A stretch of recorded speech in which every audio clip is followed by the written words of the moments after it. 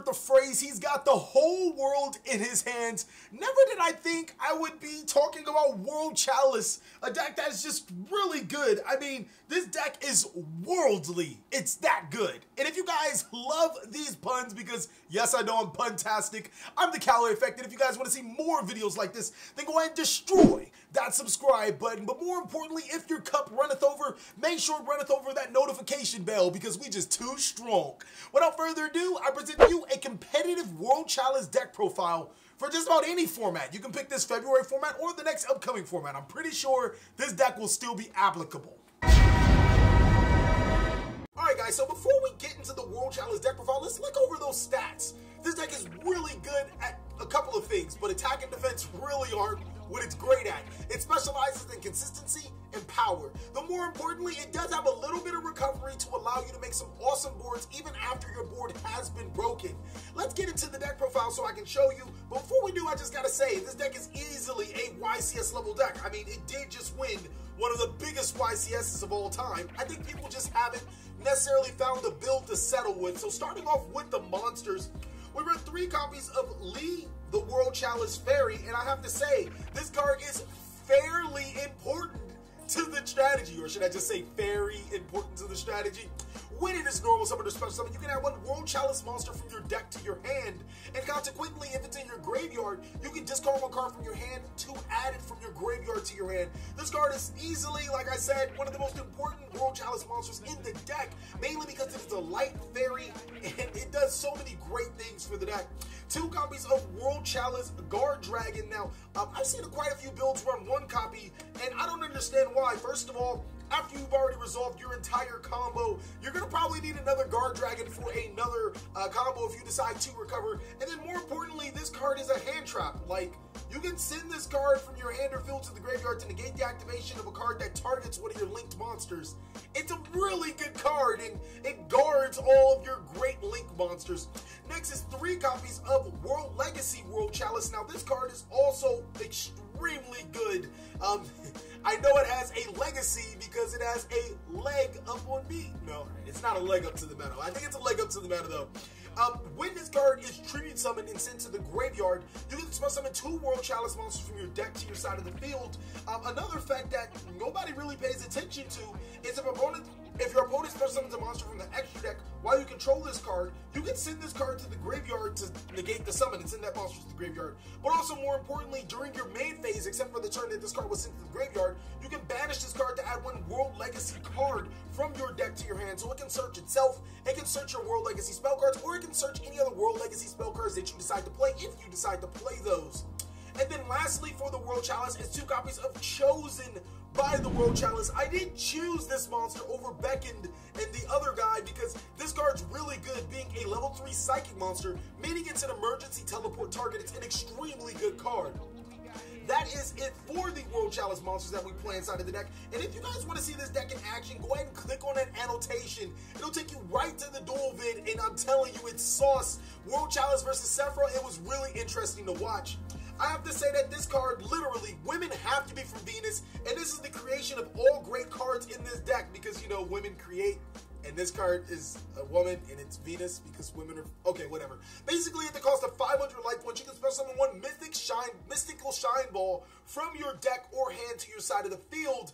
You'll actually use this effect more than 3 times. You can use it quite a bit of times, as you guys seen in that video. How much life points did I pay? Like 3,000 or something like that? I paid like 3,000 life points, and that was just the beginning of it. I think I went around and I paid another 15 on top of that. This card is just really good for this deck because it allows you to spam links to your side of the field. And then, of course, 3 copies of Mystical Shine Ball. This card is just as important because you kind of need the Shine Balls to special summon with the agent creation of Venus's effect, and it allows you to basically go into anything you want. Now, the best thing about this is that this is the 1 card of what I'm about to show you guys next, because we do play 2 copies of Archlord Krystya. Now, go ahead and take a knee when you see Archlord on your side of the field, and that's basically what it's going to do to the opponent.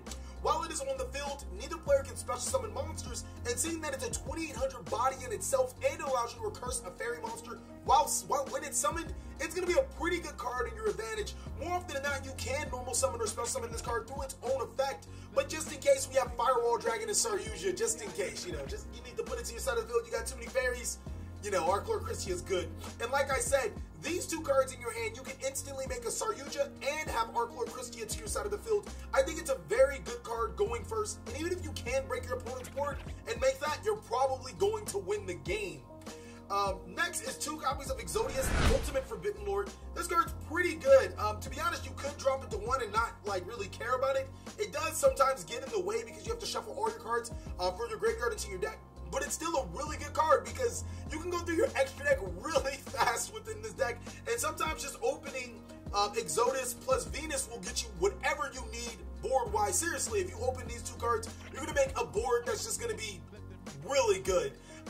As well as drawing cards and searching cards to whatever you need. So Exodius is a pretty good card. I wouldn't play more than 2 though. Next, we play This Little Light of Mine. I'm gonna let it shine. I know I'm pretty bad at singing. 2 copies of Herald of Orange Light and 1 copy of Herald of Green Light.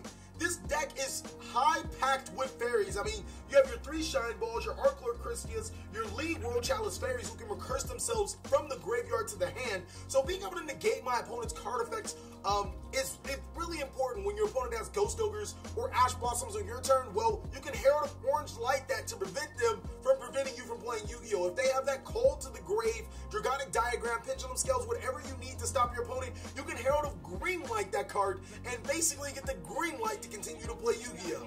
I'm doing good with these puns, I know I am. Next, we run 2 copies of, man, this card's really good.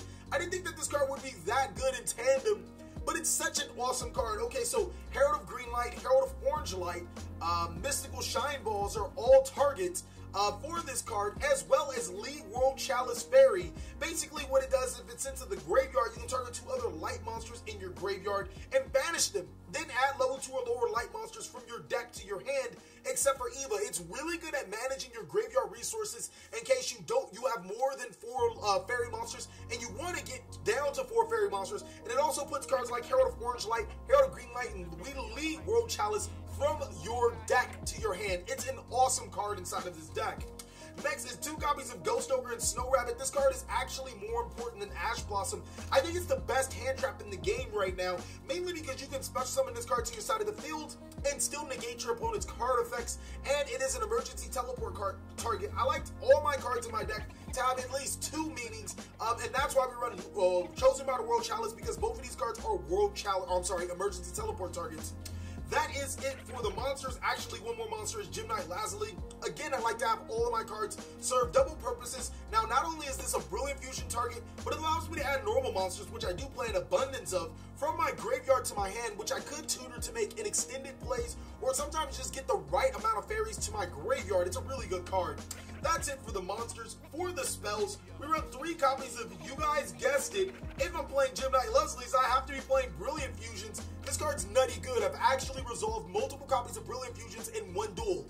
And I only run 1 Seraph Knight. Reason being is because after you use your Brilliant Fusion engine, go ahead and normal or special summon your Exodius, the Ultimate Forbidden Lord, shuffle those cards back into your deck, and then prepare for Brilliant Fusion on your next turn. It's a really good card in this deck because it's never necessarily wasted. Now, 3 copies of Transmodify. I love that this card does serve multiple purposes. I can Transmodify any of my orange lights, I can Transmodify my purple lights, I can Transmodify my Mystical Shine Balls, and I can Transmodify my Lead World Chalice Fairy, almost guaranteeing that I'll have one of the better cards in the deck, Agent of Creation Venus, to my side of the field. It's such an awesome card, and I've actually done this before. I've Transmodified Eva into, Lead World Chalice Fairy to make the search that I need. It's a really good card for this deck. Next is 1 copy of Unexpected Die. You only need 1. It's really good when you need to special summon a normal monster to your side of the field. What this deck really thrives on is one of the combos involve any normal monster that's already on your side of the field, whether you special summon it or had it on your turn before, and a World Chalice Celie, and that's all you need to get is to have the combo started, and Unexpected Die does fill that void. 1 copy of Monster Reborn. I mean, cards really good in this deck that likes to have revival cards on the field. 1 copy of Soul Charge. Now, this card is really good in this deck because it's such a good recovery card and a game breaker. More often than not, if you draw Soul Charge, you can make really tremendous boards that your opponent just will never be able to surmount. 1 copy of Emergency Teleport. This card can not only special summon Ghost Ogre, but Chosen by the World Chalice for a free special summon of a normal monster. Almost exactly what Unexpected Die does. And then 1 copy of World Legacy's Heart. This card allows me to get World Chalice monsters from my graveyard to my hand, and it's also more searchable by World Legacy World Chalice. So it's a really good card. Now, the last card I do play, it is actually a proxy. This is the Phantom Knights Tomb Shield, but it's supposed to be the Phantom Knights. What's that card called again? It's like the Phantom Knights. Basically, okay, I can tell you what it does. You can set it, or when you activate it, it special summons itself as a normal monster. And then, basically, what you do is you set it, activate it, special summon it as a normal monster, and use it for a link play. But even more importantly, if you have no trap cards in your graveyard, you can activate this card the turn that it's set. So it's essentially a spell card for the deck. It's not this particular card. I don't have it for some reason. If you guys have one to donate to the TheCaliEffect, I'd appreciate it. It's like 26 cents. But I definitely need one. That is it for the main deck at 40 cards. I tried to be a good boy and play 40 cards today, and I was rewarded with such a great deck. For the extra deck, one copy of Yugioh Skull Dread. Now, this card is really good. I just can't say that it's bad at all. I wanted to run 2 for a good point in time, but not only did I I do have the room, but I just didn't see myself summoning it more than once. It's a great card in this deck, but I don't think I'll ever summon it more than once in this deck. One copy of Firewall Dragon. This card is nutty for this deck. You can make a Firewall Dragon linked to 3 monsters on the field, and it's really good to have 3 bounces or 3 recurses. One copy of Borolo Dragon, another great link 4 monster that you can play inside of this deck. 2 copies of Ib, World Chalice Priestess. This is easily the best monster in the deck outside of our big 4s, mainly because when they're attached to each other, they can't be destroyed by battle or card effects, and they can't be targeted. It's a mini win condition on its own, because your opponent's gonna have such a hard time getting over these 2 monsters on the field. 1 copy of the World Chalice Blade Master. He's really good, but you don't need more than 1 copy. What I like to do with the World Chalice Blade Master is make him, and then activate Brilliant Fusion, sending Archlord Krystya from my deck to my graveyard, getting a World Chalice monster under the Aurum, and then tributing that World Chalice monster to summon the Archlord Krystya to my side of the field. Basically, essentially, I can cheat Archlord Krystya to my side of the field by having Aurum in the extra monster zone. 1 copy of Ningirisu. This card's really good at getting rid of opponent's threats, but more often than not, I use it to draw cards, and then I link it away with Firewall Dragon. 1 Proxy Dragon. Oh my god, I wish I could play 2, because this card's nasty good. It's just a link 2 monster that points both ways. It doesn't really do anything other than that. Underclock Taker. This card's really good for getting you out of weird boards. Like, sometimes you'll have like a really awkward situation and you need to get rid of them, and Underclock Taker's there for you. Link Spider, because normal deck, it's really good at getting rid of normal monsters. I mean, you need this for the combos. And then 2 copies of Idmunk. Now, I'm going to explain why I run 2 Ib and 2 Idmunk a little later, but this card's amazing. It's the starter card that you need most of the time. 1 copy of Linkuriboh. This card is really good. Like, I was really astonished how good this card is. Okay, so Gem Knight Lasley is a target, Eva's a target, and it will trigger her effect. And then Guard Dragon are targets. Those are all targets inside of this deck. And as you can see, 2 of them need to be in the graveyard, and 1 is just a brick if you need it in the graveyard for your Exodus play. So Linkuriboh is really good in this deck because it gets monsters to the graveyard and counts itself as a link monster in case you needed to make Ningirisu. And then 1 copy of Gem Knight Sraf Knight because we run Brilliant Fusion. Now, the last 2 cards I play personally in this extra deck is an extra Idmunk and an extra Ib, but you don't need to play Idmunk and Ib.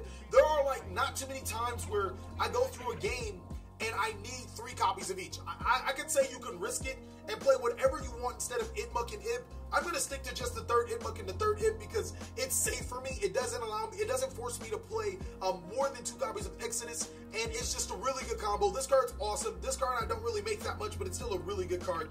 That is it for the extra deck. And I really do like this deck. I think that it's extraordinarily competitive. If you go first and you Archlord Krystya your opponent with an Ib, it's really hard for them to get over that. Especially in this metagame where there's not a lot of destruction. I think the only thing that this deck would have a problem with in that sense is True Draco. But they literally need 2 traps to out that card. And Amina Owato doesn't do anything for him because Archlord Krystya doesn't activate. For the extra deck, 1 copy of Herald of Orange Light. That's the 3rd copy. 1 copy of Green Light and 2 copies of Purple Light. This is for pesky spell cards, and this is actually for a Trickstar because reincarnation. 1 copy of Dorgoran, 1 copy of Kamungus, 1 copy of Gamseal. These are probably the best Kaiju monsters that you could play in this deck. and you actually want them on your side of the field more than you want to tribute your opponent's monsters, but they always have that ability to tribute your opponent's monsters. The reason why is because I play 2 copies of Yugioh Waterfront. When I know I'm going second, I can side these in. Or if I think I'm going second, if my opponent just happens to trick me and tell me I'm going first, well, I guess I might side out the Archlord Krystya depending on what I'm playing against, and I'll just play Gamseals, and then I'll activate Yugioh Waterfront, put 5 counters on Waterfront, and special summon Gamseel to my side of the field. So not only whatever board I make, my opponent can't Kaiju me, I also have Gamseal's second effect, which allows me to negate monster effects, or negate card effects. Kamungus allows me to negate monsters, and they can't attack for the rest of the turn, and Dolgaran is a Regeki. So all of them are extremely dangerous when you activate Yugioh Waterfront, and they allow you to search your Kaijus from your deck to your hand, and all you have to do is play World Chalice for this deck. 3 Called by the Grave. I think that this is also like an overside for Trickstar, because if they draw Reincarnation you and you go Called by the Grave on the Drone Library, you just draw 5 cards and you continue to play Yu-Gi-Oh! But it's also really good against like hand trap like decks like Invoked Mekk-Knight. And then lastly is 3 copies of Cosmic Cyclone. This deck is really awesome. I love this deck. It's one of my favorite decks of all time. And I have quite a few favorite decks of all time, but this deck's still up there. And if you guys want to see a combo tutorial / test hands, let's try to get to 150 likes on this video. Thank you guys so much for watching another segment of the Cali Effect. Please like, comment, subscribe, but most of all, enjoy. I hope you guys are having a great day like I am.